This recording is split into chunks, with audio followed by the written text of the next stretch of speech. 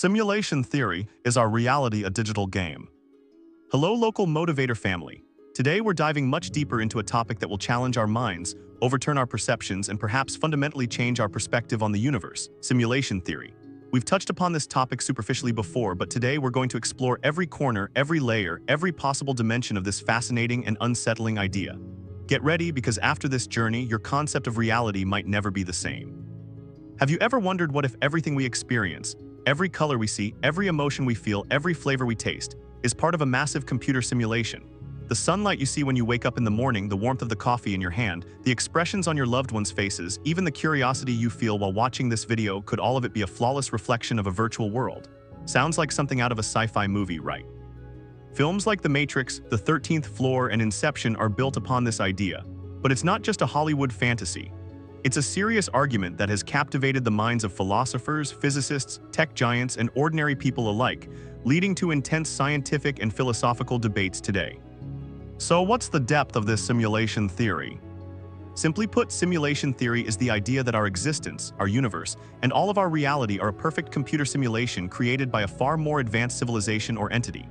Just as we play computer games, experience virtual reality, or even interact with artificial intelligence models, we might be characters within a simulation designed by an unknown player, programmer, or creator. This could mean that the universe is a digital universe, where bits and algorithms form the foundation of everything. One of the most well-known and influential proponents of this theory is Nick Bostrom, a philosopher from Oxford University. In 2003, Bostrom published his groundbreaking paper, "Are You Living in a Computer Simulation?", bringing this idea into academic and popular culture. Bostrom bases his argument on three main propositions, asserting that one of these propositions must be true. This is a kind of trilemma. Proposition 1. Advanced civilizations and ancestor simulations. If a civilization becomes technologically advanced enough, it will have the ability to create conscious simulations of its ancestors or different life forms. These simulations could be as detailed, complex, and even contain conscious beings, just as we perceive reality. Bostrom suggests that these post-human civilizations would run such simulations to understand their own past, test different scenarios, conduct sociological or scientific experiments, or simply for entertainment. These simulations would be so realistic that the beings within them would not realize they are in a simulation. This proposition relies on the assumption that technological progress will naturally lead us to the ability to create simulations.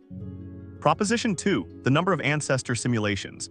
If the first proposition is true, then such advanced civilizations would likely run billions or even trillions of ancestor simulations. Why? Because every civilization would want to explore its own past or different sociological, economic, and scientific scenarios. Each simulation could contain countless conscious beings. The cost of running a simulation, once the technology is achieved, would gradually decrease. This makes the existence of a vast number of simulations probable. This proposition assumes that advanced civilizations would have a strong interest in such simulations and would run them repeatedly. Proposition 3. The ratio of reality to simulation. If these simulations are possible and many are being run, then our probability of living in the base reality, what we consider to be true reality, is much lower than our probability of living in a simulation. Statistically, if there are billions of simulations and only one base reality, our chances of being in that base reality are far less than being in a simulation. So according to Bostrom, one of these three propositions must be true. Either advanced civilizations do not create such simulations, perhaps for ethical reasons or due to a technological barrier, or they go extinct before they can create these simulations, e.g., they self-destruct, or we are almost certainly in a simulation. This is also linked to the idea of the Great Filter. Either there was a filter in the past that prevented us from creating simulations, or there will be one in the future, or we have already passed that filter and are now inside simulations. Historical roots of the simulation idea, from ancient times to today. While the idea of simulation might seem like a product of modern technology, it actually has deep roots in the history of philosophy. Humanity has always questioned the nature of existence and what reality truly is. Plato's allegory of the cave. In his work, The Republic, the ancient Greek philosopher Plato presents the famous allegory of the cave. People chained in a cave perceive only the shadows cast by a fire behind them as reality. For them, these shadows are all that is real.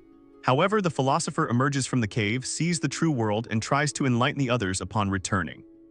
This allegory suggests that we too are limited by our perceptions, and what we consider real might just be a reflection of a larger reality. Descartes' evil demon, in his 17th century work Meditations, philosopher René Descartes postulates the existence of a malevolent demon that constantly deceives us, manipulating our perceptions. Descartes doubts everything, but he cannot doubt that he is doubting. This leads him to his famous conclusion: I think, therefore I am, cogito ergo sum. Descartes' evil demon can be seen as a precursor to modern simulation theory. Both question the reliability of our perceptions. Berkeley's idealism. The 18th century philosopher George Berkeley stated, "To be is to be perceived, esse est percipi." According to him, objects exist only when we perceive them. If no mind perceives an object, that object cannot exist. This is close to the idea that the universe exists within a kind of mental or conscious structure, which could parallel the existence of software or code underlying a simulation. These historical examples demonstrate that humanity has always questioned the nature of reality, and modern simulation theory is a technological extension of these ancient philosophical inquiries. Why should we take this theory seriously? Evidence and arguments more in depth and with new dimensions.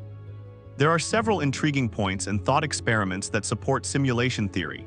These elevate the theory from mere fantasy to a plausible possibility worth considering. Mathematical and programmable universe. Our universe is incredibly mathematical, orderly, and predictable. The laws of physics give the impression that the universe operates like computer code. The ability to explain everything with specific equations, constants, and algorithms brings programming to mind. Universal constants and fine-tuning. The fundamental constants of the universe, e.g., the gravitational constant, the speed of light, the mass of an electron, the strength of fundamental forces, are incredibly finely tuned for life to exist. Even a tiny change in these constants could have made the formation of stars, the synthesis of elements, the existence of planets, or the emergence of complex life impossible. Some argue that this fine-tuning could only be the result of a conscious design, i.e., a simulation. It's as if the parameters of a game were precisely adjusted to achieve a specific outcome. This is also related to the anthropic principle. The universe appears to be specially designed for our existence. The digital nature of the universe. Some theoretical physicists suggest that the universe might actually have a digital structure at its most fundamental level. Figures like Jacob Bekenstein from the Max Planck Institute showed that the entropy information content of a black hole is proportional to its surface area, implying that information might be a fundamental component of the physical world. This strengthens the idea that the universe is like a computer program where bits are at its core. Physicist John Wheeler's phrase "it from bit" summarizes this idea. The notion that even the smallest building blocks of the universe might be related to units of information strongly parallels simulation theory. Quantum physics and the observer effect. Quantum physics is full of strange phenomena that overturn our intuitive understanding of reality. The state of a particle is uncertain until it is observed and only collapses into a definite state upon observation. This can be likened to a simulation that is only rendered generated when needed. Resource optimization. Just as in a video game, only the area you are looking at is rendered in detail, while other areas are rendered in low resolution or not at all. The universe might also be optimizing resources by only making the observed parts real. This would significantly reduce the processing power required to run a massive simulation. The observer effect could be a mechanism for the simulation's performance optimization. Quantum entanglement. No matter how far apart they are, measuring the state of one entangled particle instantly affects the state of the other. This spooky action at a distance even bothered Einstein. In the context of simulation theory, this could be interpreted as the particles not being physically separate, but rather different views of the same code or data structure, like two different reference points in the same database. Our technological progress and Moore's law. Look at our own technological advancement. Computer processing power, storage capacity, and network speeds are increasing exponentially. Our progress in virtual reality (VR), augmented reality (AR), artificial intelligence (AI), and brain-computer interfaces (BCI) strengthens the idea that we ourselves could create our own simulations in the future.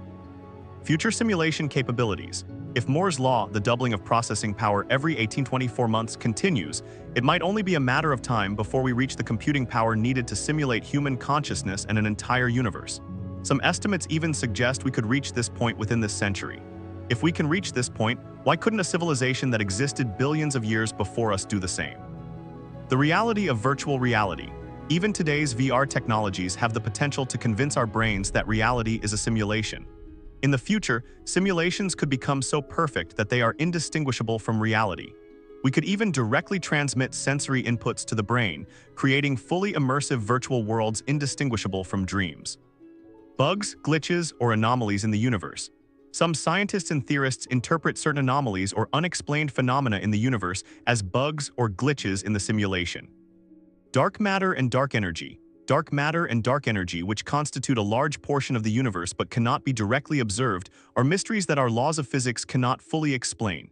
Some speculate that these could be background code or the energy budget of the simulation, as if they are system files necessary for the simulation to run, but with which we cannot directly interact. Cosmic rays and energy limits, GZK limit. Some theorists interpret the non-observation of ultra-high-energy cosmic rays above a certain energy level, the Greisen-Zatsepin-Kuzmin limit, as the simulation reaching its processor limit. It's as if a program cannot simulate a certain data density or energy level. This could be thought of as a game engine being unable to render objects beyond a certain polygon count. Fermi paradox.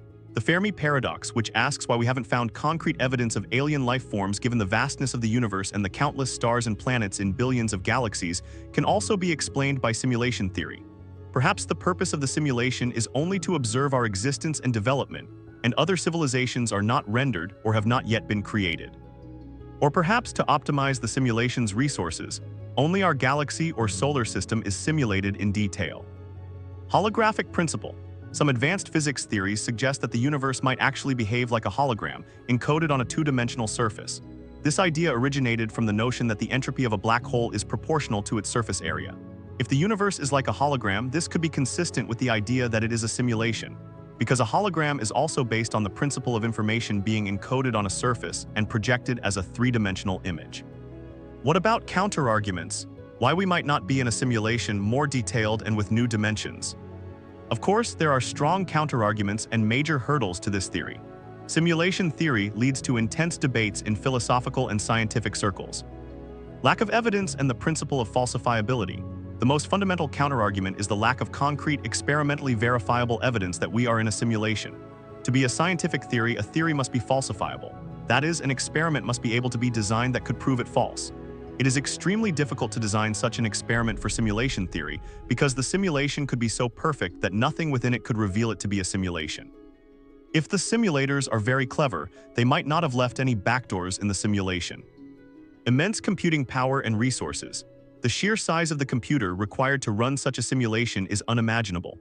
The processing power and storage space needed to simulate the entire universe, every atom, every consciousness, every quantum interaction, every moment, are mind-boggling even with our known laws of physics. Energy consumption. The energy required to run such a computer could be more than all the energy in our current universe. This could contradict the laws of thermodynamics. Thermodynamic limits. The laws of thermodynamics indicate a certain minimum energy consumption for information processing. These limits push the energy required to simulate the universe to astronomical levels. Data storage. The amount of data required to store the state of every particle, every interaction, and every consciousness is far beyond current data storage technologies. Storing every bit of the universe might require a storage space as large as the universe itself. The infinite regression problem. If we are in a simulation, could the simulators who created it also be in another simulation, and those simulators in another simulation? This leads to an infinite regression, making it impossible to find the most fundamental layer of reality. Eventually, there must be a base reality or original universe. This could make the theory internally inconsistent or at least imply that an ultimate reality must exist. Simulation of consciousness and subjective experience. How consciousness and subjective experiences, love, pain, joy, awareness, the sensation of seeing a color, can be simulated by a computer program is one of the biggest questions in philosophy. The hard problem of consciousness. The hard problem of consciousness, posed by philosopher David Chalmers, refers to the difficulty in explaining why physical brain processes lead to subjective experiences. A computer can mimic human behavior, even talk like a human, but can it truly feel? Would beings in a simulation truly be conscious, or would they merely appear to be conscious? This is also related to the zombie argument. Is it possible for a being to appear completely normal from the outside, but have no internal conscious experience? Qualia, the qualitative aspects of subjective experiences, qualia, such as seeing colors or hearing sounds, are phenomena that are difficult to reduce to a physical explanation. It is unclear how a simulation would produce these. Free will. If we are in a simulation and everything is coded, do we have free will? Or is every action we take the result of a predetermined algorithm? This calls into question concepts like moral responsibility, justice, and human dignity. If we are in a simulation and everything is deterministic, then what do concepts like crime and punishment even mean? Complexity and unpredictability of the universe, computational irreducibility. The universe is not only mathematical and orderly, but also incredibly complex and chaotic in many ways. Many natural processes, such as weather patterns, turbulence, and the complexity of biological systems, are completely unpredictable with simple algorithms. Computational irreducibility. Scientist Stephen Wolfram introduced the concept of computational irreducibility, which suggests that the behavior of some systems cannot be predicted faster than by simply running them. If the universe is computationally irreducible, then simulating it might not be easier or require fewer resources than creating it. This challenges one of the fundamental assumptions of simulation theory, that simulation is easier. True randomness in quantum mechanics poses a significant challenge for a simulation. A computer generates pseudo-randomness rather than true randomness. If truly random events exist in the universe, this could be a problem for a simulation. How does simulation theory affect our lives? More comprehensive and with philosophical depths. Whether this theory is true or not, merely contemplating it can offer a different perspective on our lives, philosophy, and societal perceptions. Search for meaning and existential questions. If we are in a simulation, what is the meaning of our lives? What does the programmer expect from us? Does this game have a purpose? This deepens existential questions and pushes us to question our own existence. Perhaps meaning lies within the simulation itself, in our experiences, relationships, creativity, and discoveries. This situation might encourage us to understand the rules of the game and to play the game as best we can. Ethics and morality. Do our actions within the simulation have consequences? Are ethical rules valid in a virtual world? If we experience pain, is that pain real? Do our simulators have ethical responsibilities towards us? These questions elevate moral philosophy to a new dimension. If we become simulators, what ethical obligations would we have towards the conscious simulations we create? Do we have the right to inflict suffering upon them? Should we restrict their free will? This also brings forth important ethical discussions for future AI and virtual reality developments. Religion and spirituality. Simulation theory, while clashing with traditional religious beliefs for some, can also offer a new area of harmony for others. The programmer or simulator can be interpreted by some as God or a creative force. This can enrich religious debates about the nature of God, the purpose of creation, and the origin of the universe. Some might see simulation theory as a modern interpretation of the concept of creation. Technological development and the future. How would believing in simulation theory affect our own technological development? If we are in a simulation, would we try to detect it or even break out of it? Or would our pursuit of creating our own simulations accelerate even further? This could redefine humanity's technological goals. Perhaps our ultimate goal is to create our own simulations, and for them to create their own simulations, thus continuing the chain of reality. Perception of reality and skepticism. This theory fundamentally shakes our perception of reality. The possibility that everything we see, hear, and feel might be an illusion can create a constant state of skepticism. This further complicates one of philosophy's fundamental questions: how can we know reality? This also raises new questions in the field of epistemology, the philosophy of knowledge. Social and psychological impacts. How does the popularization of simulation theory affect the worldview of individuals and societies? For some, it might lead to a kind of nihilistic outlook: nothing is real, so nothing matters. While for others, it might inspire greater curiosity, exploration, and a search for meaning. This can also cause simulation anxiety or a feeling of detachment from reality in some individuals. Nested simulations. If we are in a simulation, the civilization simulating us might also be in another simulation. This creates an infinite hierarchy of nested simulations. In this case, the concept of base reality becomes even more complex and seems like an unattainable abstraction. Famous figures discussing simulation theory and its reflections in popular culture. This theory has resonated not only in academic circles, but also in popular culture and the tech world. Several famous figures have shared their thoughts on the matter. Elon Musk, the CEO of SpaceX and Tesla, is a strong proponent of simulation theory. He has stated that the odds are 1 billion to 1 that we're in base reality. He argues that the increasing realism of our own video games is the strongest evidence that we are in a simulation. According to him, given the graphics and complexity of games released every year, it's inevitable that future simulations will be indistinguishable from reality. Neil deGrasse Tyson. The renowned astrophysicist Neil deGrasse Tyson approaches simulation theory with an open mind, stating that the probability that the universe is a simulation is quite high. He also argues that as humanity progresses technologically, we will gain the ability to create our own simulations, and this increases the likelihood that a more advanced civilization is simulating us. Ray Kurzweil, futurist and Google's director of engineering. Ray Kurzweil suggests that with the exponential growth of technology and the development of artificial intelligence, it will be possible to simulate conscious beings in the future, making simulation theory more plausible. According to him, with the singularity, When AI surpasses human intelligence, our simulation capabilities will also increase exponentially. Reflections in popular culture. The Matrix series, undoubtedly the most well-known popular culture representation of simulation theory. It depicts a world where humanity lives within a simulation created by machines.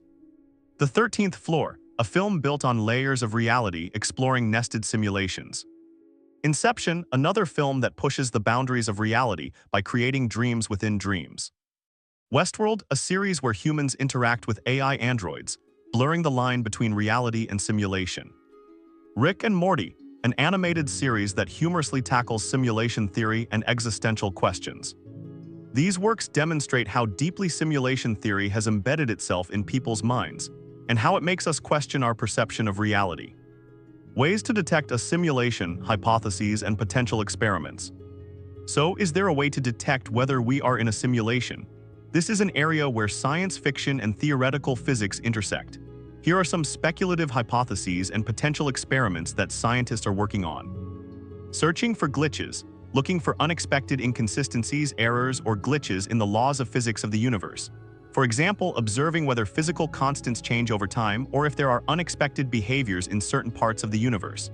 If the simulation's resources are limited, rendering errors might appear under certain conditions. Cosmic ray anomalies. Some researchers suggest looking for anomalies in the distribution of ultra-high-energy cosmic rays that might be related to the simulation's underlying grid or computational limits. For instance, the observation of fewer cosmic rays than expected above certain energy levels could indicate a pixel limit. The universe's pixel size. If the universe is simulated, it might have a pixel size or grid at its most fundamental level. This could manifest at the smallest scales of the universe, the Planck scale, approximately 10⁻35 meters. The idea that space and time are not continuous but discrete, quantized, at these scales could be consistent with the fundamental structure of a simulation. Finding computational limits. Looking for points where the simulation's processing power or storage capacity reaches its limits. Restriction of certain physical processes. If the simulation's resources are strained, certain complex physical processes, e.g., the interaction of a large number of particles, might be simplified or restricted. This could lead to unexpected results. Information theory and entropy. Examining the information content and entropy disorder of the universe to find patterns that reflect the characteristics of a simulation. For example, one could investigate whether there is an upper limit to the total information capacity of the universe. Reboot or patch signs, looking for traces of physical laws or cosmic events in the universe's past that suddenly changed or were rebooted. Could the Big Bang be a reboot or the start of the program? Is the expansion and acceleration of the universe the result of a patch or an update? Experiments on the nature of consciousness. If consciousness is simulated, looking for clues as to how this is done.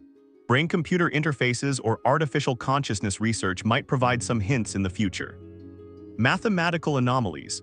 Searching for signatures or backdoors left by a program intentionally or unintentionally in the fundamental mathematical structure of the universe. Of course, none of these hypotheses have yet provided concrete evidence, and most are far beyond our current technological capabilities. However, such thought experiments can help advance scientific inquiry and our understanding of the universe. Perhaps one day we will find a glitch that proves we are in a simulation, or even more interestingly, we manage to communicate with our simulators in some way. What do you think? Simulation theory is a fascinating and unsettling possibility at the intersection of science and philosophy. Perhaps even as you watch this video, someone is observing your reactions and collecting your data.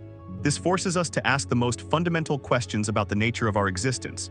Who are we? Why are we here? And what does reality truly mean? How would believing in this theory change your life? Would you become more indifferent, or would you appreciate every moment more? Perhaps trying to understand the rules of this game is humanity's ultimate purpose. Or perhaps there is a way to break out of the simulation to move to the next level. So what do you think about this? Could our reality be a simulation? Or is this just a game played by our minds, a philosophical speculation? Don't forget to share your thoughts, thought experiments, anything on your mind about this topic, and even your own glitch experiences in the comments. If you liked this video and participated in this thought experiment, don't forget to subscribe to the channel and turn on notifications so you don't miss any local Motivator content. See you in the next video, take care and enjoy reality. Or the simulation, who knows, maybe both.